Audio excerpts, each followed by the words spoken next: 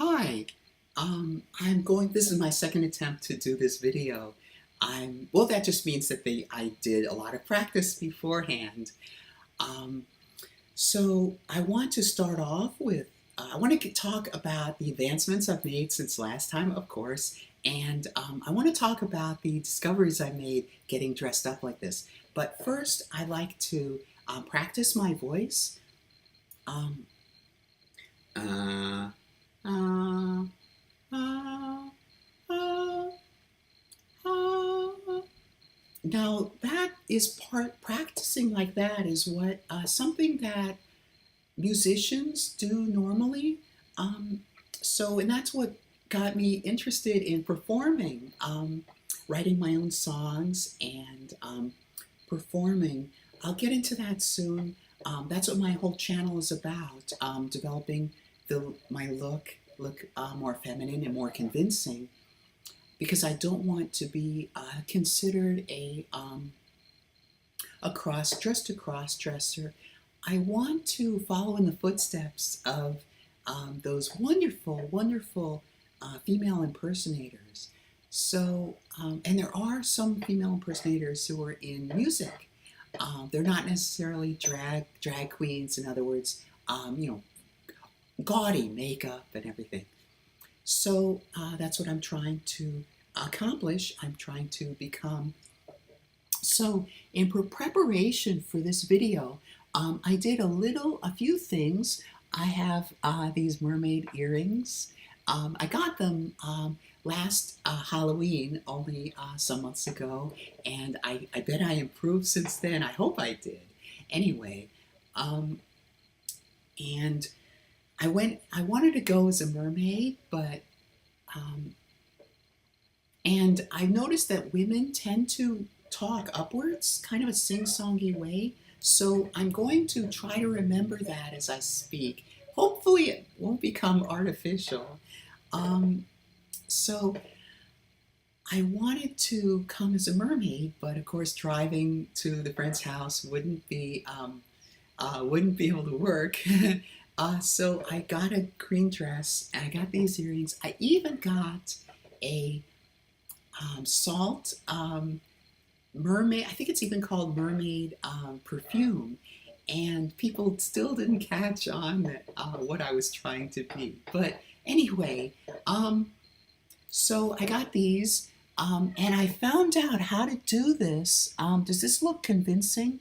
Does it look like they're really, here, it looks like they're really clipped in, like I pierced my ears? I did not.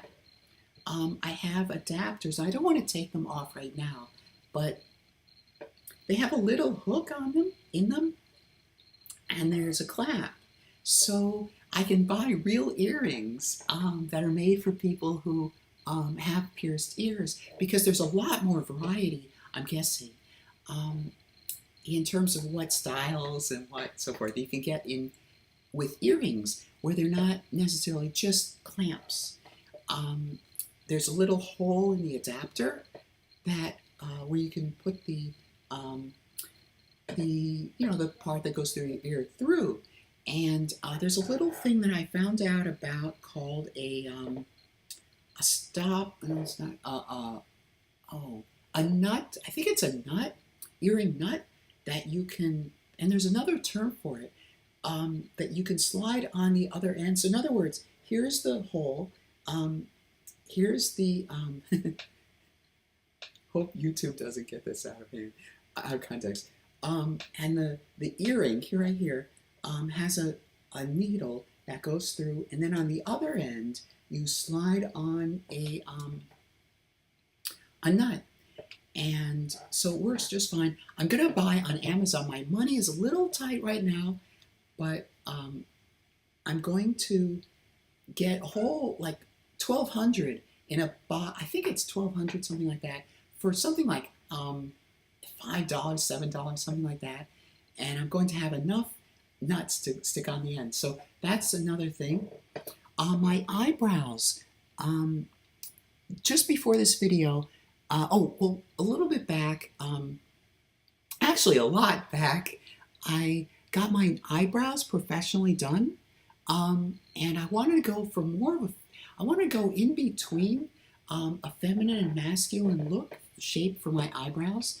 Um, so just in case I didn't want to go too feminine, um, and so they were done. And of course, over time, the hair grows back. So I found I don't want to keep going back because it's really really expensive, and of course I have other things I can devote my money to.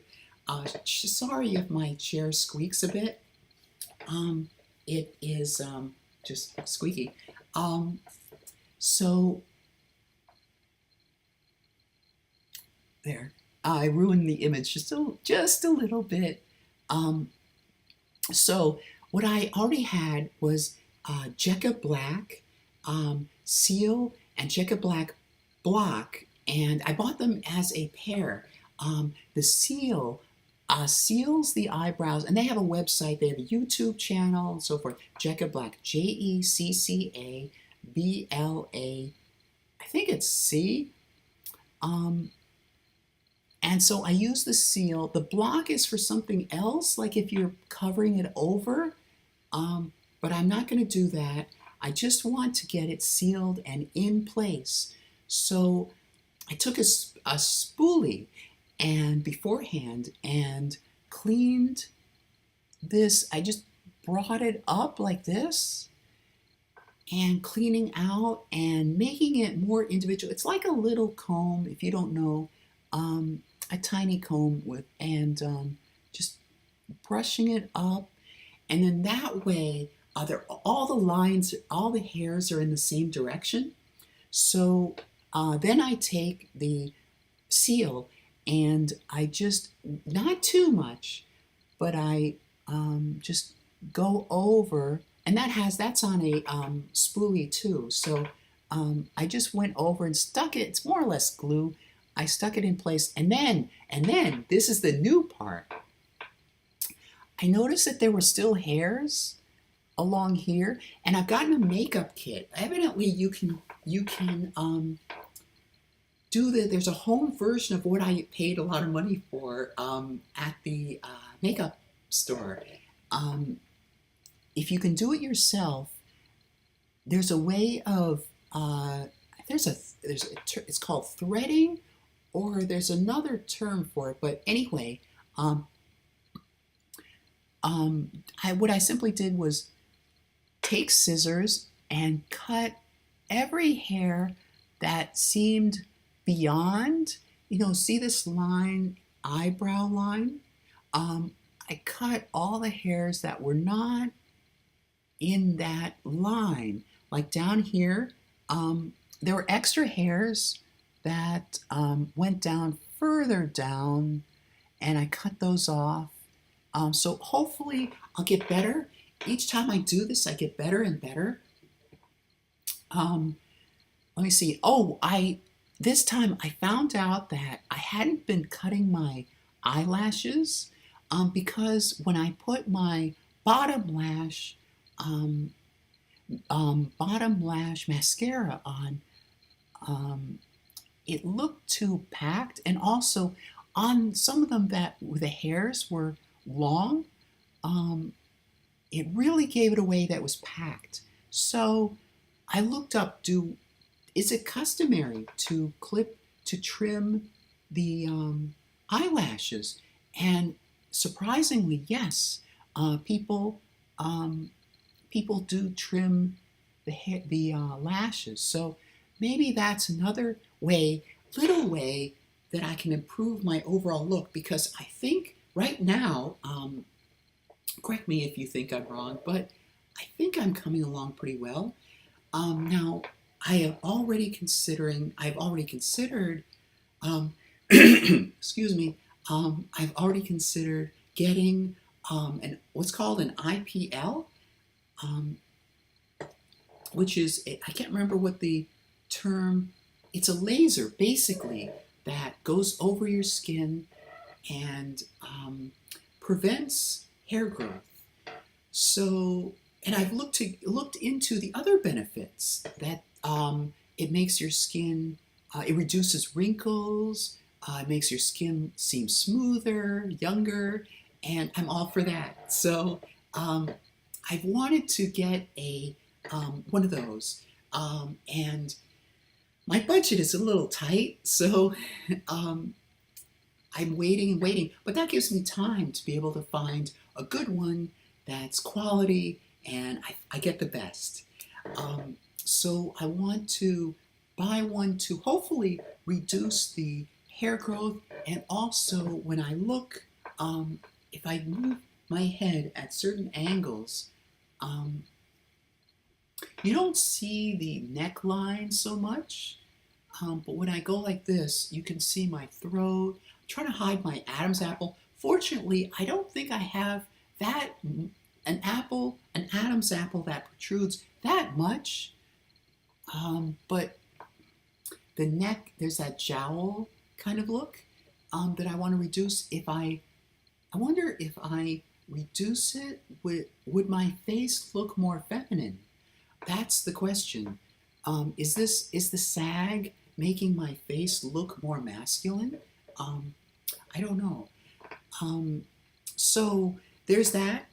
My fingernails. Now, when I started, I tried to have my fake fingernails stick to my real fingernails, and there's a whole thing about fingernail care. I have a packet on that. I bought a kit on that, and I'm going to learn how to do it better. Basically cleaning, scrubbing.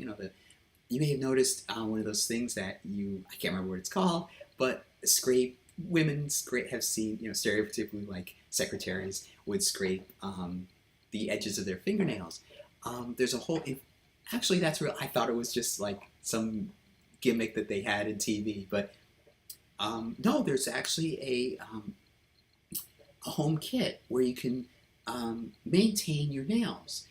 And so in addition, so I bought one of those. I'm going to learn how to do it better because I think I have this down pretty well, but I need to work on my fingernails. I need to work on my eyebrows more. I need to reduce this more, and of course reduce the wrinkles. And so when I started, I had fake fingernails. I went through the lead press-on nail thing and the glue, and it seems to last about one day, and then you have to buy a new glue. It's a conspiracy. And then I just did it, but they would pry off very easily. So I asked somebody at a makeup store, and she said, no, it's common. So that's when I went. Actually, I didn't go to this. I went to something. It's a home unit that you stick your fingers under. You probably get radiation. Now you stick your fingers under, and you can choose 30 seconds, 60 seconds. I think they have 15 seconds, but I always used 30 seconds. Stick it under, and then basically, you apply it first, and then a bottom coat, and then you stick it under. You heat it for 30 seconds, and then you apply the next coat, stick it under, heat it for 30 seconds, and then you do the bottom coat, the nail polish, the top coat, and that's it. And you still have to now I think I'm pretty good, I think.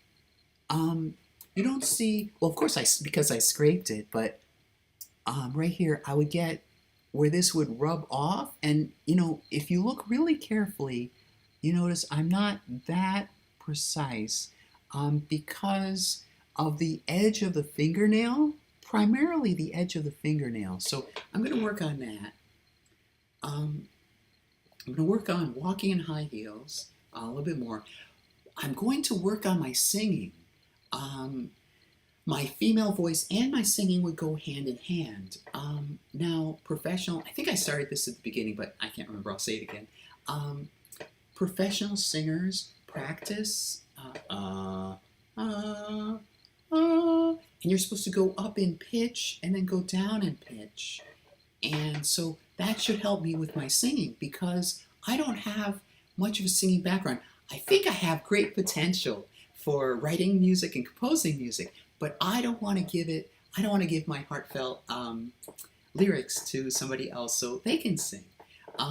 So in an earlier video, you should be able to see where I mentioned my 4 albums. Now they're kind of 5 albums in the works, and each one I'm aiming for about 10 to 12 tracks. And I'm really happy that writing these songs really helped me to express myself, say things that I should have been writing writing this music a lot earlier in my life, but at least I'm doing it now because I'd grown up wanting to be a film director and a film writer and write for TV, but that's not going to happen. I guess I don't see that as my future. So this is some quick way of writing the music, and I want to perform like this because I think guys, the music that guys tend to sing seems to be more of a I don't know how to put it, more of a different way.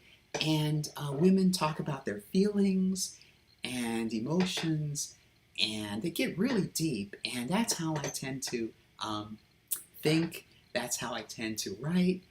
And so there's another very admirable person who identifies as a man, totally whatever, but he would sing in a high-pitched voice, and people would confuse the voice for a woman's voice. And so he started, at least that's the explanation given anyway. This is in the 80s and 90s, and I believe he's still singing. I'm going to switch to saying she. I hope I'm not disrespecting, but she continues to sing,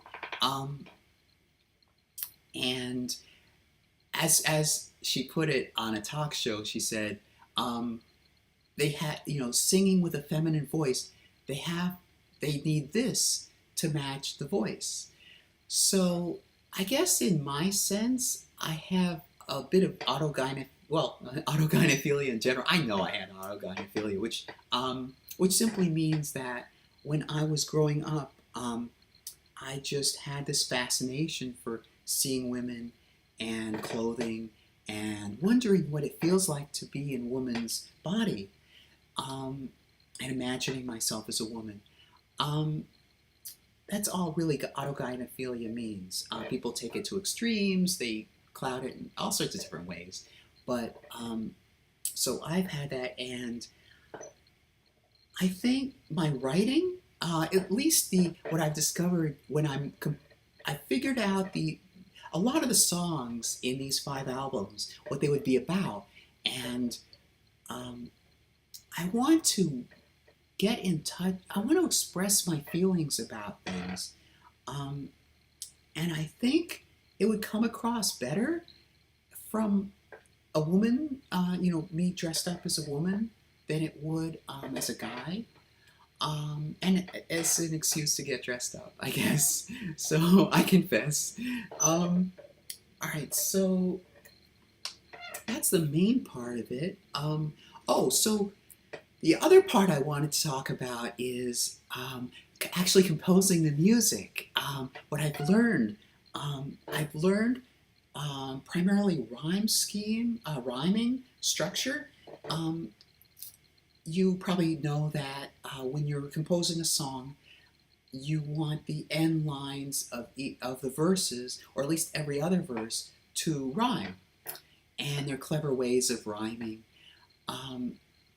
So I looked at the structure. When I'm hearing a song, I can imagine in my head, sometimes there are 2 verses that I would say are one right after the other, where the end of the line rhymes with the end of this line. Sometimes the line goes on long enough so you can divide the line in half. So mentally, I kind of stick the line on underneath, so it may have a rhyme, and then um, the beginning part of the next line seems to break off, and then the second half is below that, so like a rhyme, non-rhyme, rhyme. So like every other ending word would rhyme. So it's not that complicated. Um, so it makes it easy. Now the hard part, chord progressions. In case I haven't talked about chord progressions yet. I probably have, but I'll say it again. Um, Chord progressions are, well, I can talk about chords another time, but, no, I'll talk about it now.